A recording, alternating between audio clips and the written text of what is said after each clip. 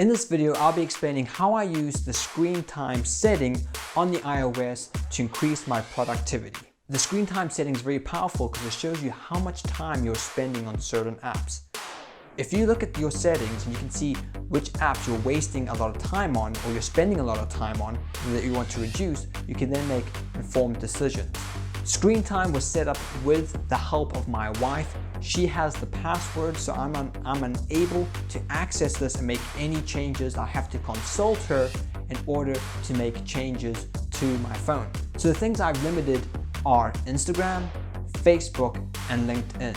I've limited the amount of time I can access these apps on my phone to 5 minutes, which means I have to be very intentional when I'm going onto these apps because I get cut off after 5 minutes.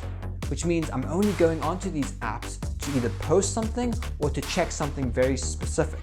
It stops me from mindlessly scrolling through my feed, and if I do get into that cycle, the app shuts off. Now, if I do need more time on these apps, I simply go to my wife and she can allow more time for me. Another thing I do is that I limit all my apps, apart from ones that are necessary for communication and emergencies, to turn off during my bedtime. This is helpful because it stops me from wasting time on my phone when I should be trying to get to bed, or waking up in the middle of the night and checking an email or doing something stupid which will keep me up and interrupt my sleep. If you found this video helpful, could you write in the comments what stood out for you so that I can continue to make content around that theme to help you. Make sure to check out this video I have about using Google Tasks to increase your productivity.